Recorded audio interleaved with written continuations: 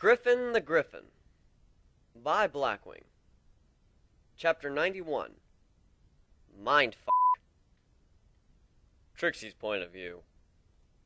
Preparation for using the mind control spell was odd in more ways than one. He had a barrel with fish in it brought in, and then made a joke about shooting fish in a barrel, and then shouted barrels angrily. In my opinion, being stuck inside has made him even crazier than before. Still, he's a genius, and this spell is nothing short.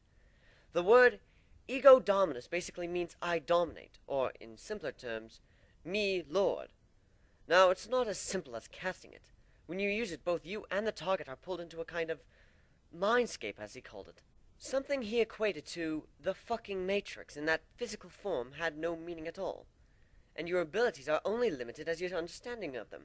And so, as long as you keep the will to fight, you couldn't lose.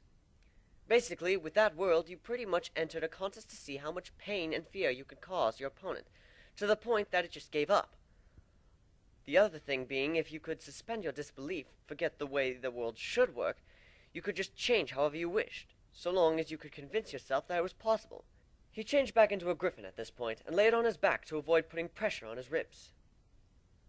In coming to this world and seeing the things I've seen, the fact is, at this point, I believe anything is possible. You just need to find a way to do it. I've dealt with more weird shit in the, 14 months I've been here, than most people go through their entire lives. What you're going to do is cast the spell on this fish, then dominate its mind. It's not sentient, so all it's capable of is instinct. Eat, breed, fear, and pain. It won't have much determination, so all you gotta do is take it out of the water and you'll win. Or you could show it a predator and give it no way to escape. Either way, so begin. I looked at one of the fish, just swimming around the barrel a bit with the 5 others, pulled in some magic in my horn, and spoke the words. Ego Dominus. Suddenly the world shifted. I was in a forest, barely illuminated by the pale moonlight, grand willows draping their branches over a perfectly clear pond, and in that pond were a number of fish. I could tell at a glance which one was mine, despite there not being any discernible difference between them. I could just tell which one was mine. Hard to describe, really. So I used my magic and lifted it out of the pond and held it in the air.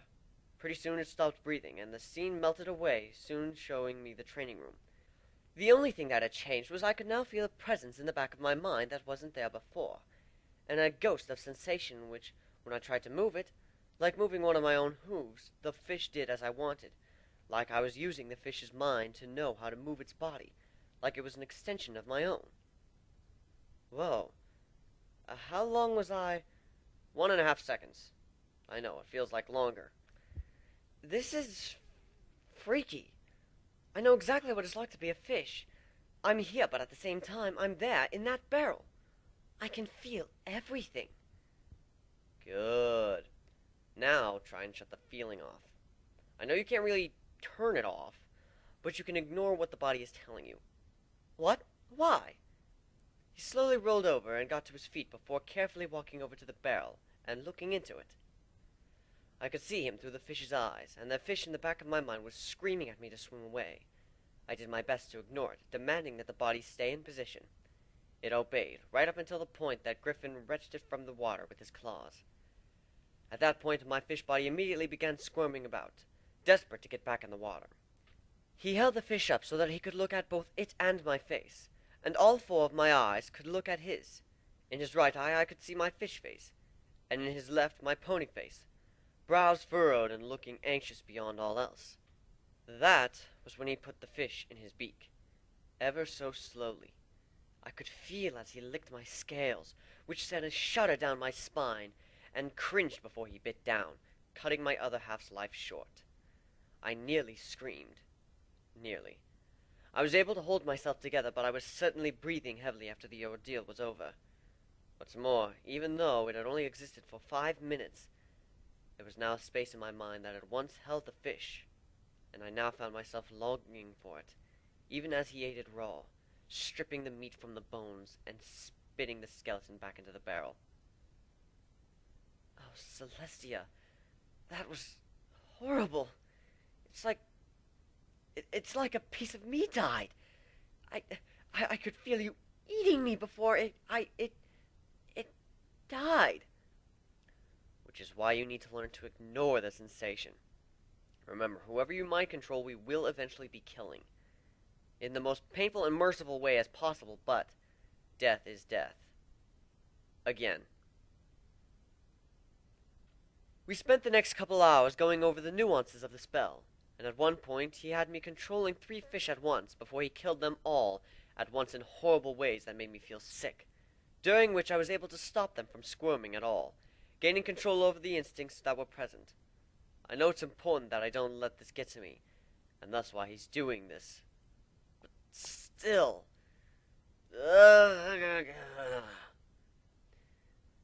And now I get why you were so hesitant to let this out of the bag. Not only does it take away someone's freedom, but it's seriously disturbing to the caster. Anyone with low mental fortitude would find themselves either as a mind slave or go completely bonkers. If that's what happens with a fish after using it on a diamond dog, I have a feeling I'll never want to use this spell again. I think that would be for the best. As for what else, you need to at least see the target to use it. And that's about it, I guess. Get a good night's rest.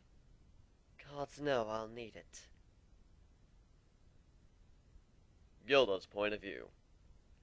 Rise and shine, folks. While Griff is off training Trixie, here's what I got set as a plan. From the ship, we attack the artillery pieces and destroy them with one big gun. Once they're all taken care of, we'll come down in force and try to break in, but I'm already fairly sure that we'll fail, which is why Trixie will be using her secret weapon to get the door open. After which we'll bust in, let their dragon go, and the rest will be have at 'em, lads. Understood? Aye. Griff, any words of inspiration or mockery that you think I should use? Something fitting for the occasion? You're the captain, you think of something. We slowly descended below the cloud layer, turning all our guns on the hill that sat beneath us, off the starboard. So far, all was calm and quiet. They hadn't seen us yet. Ready? Tyrus nodded. Aim. He looked down the sights and picked his target, his limber form oozing confidence. He knew he would hit. Fire! The opening salvo was a shot from the main gun, which set the strong but quite flammable timbers of the nearest giant crossbow into an inferno. The rest of them slowly turned to face us, causing them to lose another 2 before their first shots came towards us. They hadn't known we were here due to our excellent skill of concealing ourselves, so they weren't exactly expecting an attack from above.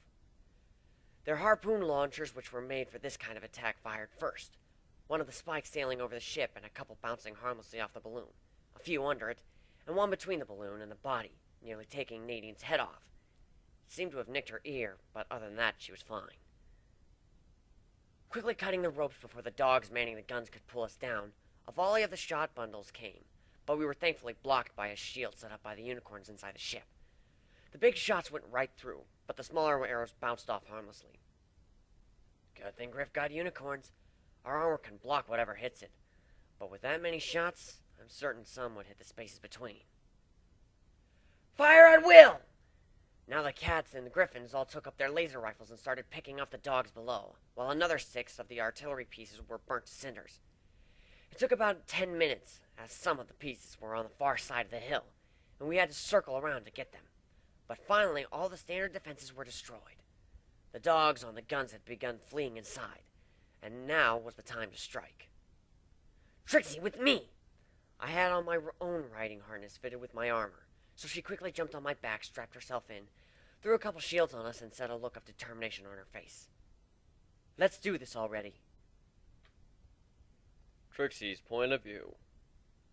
As we reached the entrance, we could see a great big door that had just finished closing, and the dogs on the outside were pounding on it, begging to be let in. Of course they wouldn't be. There were several of them just sitting there, resigned to their fates. They knew they had their backs to the wall, and they didn't have a chance of beating us with our numbers, gear, and training. I looked around and found one in particular who seemed particularly down. Matted fur, all mangy, dirty, looking tired as hell. Perfect. It's over. You, get over here. I've got something to say to you. He simply got up and walked over. We die now? Well, you want to open the door for us? Pretty please? I gave him my best puppy dog eyes. He simply laughed in our faces. Doors opens inside only. We alpha worthless things leave to die. Well, you can't open the door, and there's no way they'll let us in. I guess we'll just have to come back later when you're caught off guard. I just have one thing left to say to you. I leaned forward with a whisper in his ear. Ego Dominus. The world shifted, and I found myself looking at the dog, both of us in a dark cave. I immediately shifted the scene to Cloudsdale. While I know I can't normally walk in clouds, I know a spell exists that makes it possible, so I simply assumed I had it cast on me. Lo and behold, I stood on the ground. The dog fell through. I smiled and laughed as he fell, then splat. The world shifted back, and I could now feel his body as an extension of my own, and a voice in my head asking, what?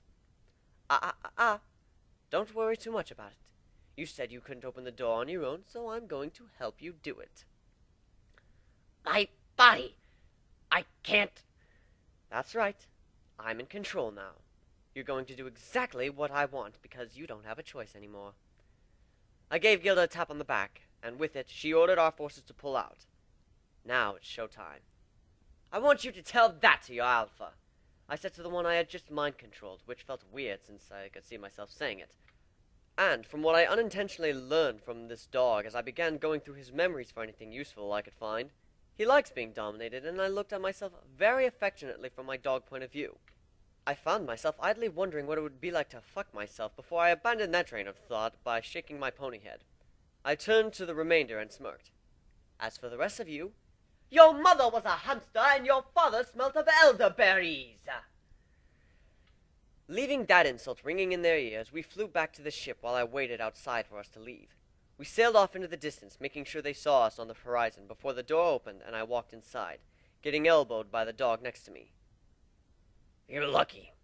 Hope pony come back. Catch pony. Hit that. I gave a gruff growl of a laugh before heading in to have dinner. What I was not expecting was for dinner to be... pony.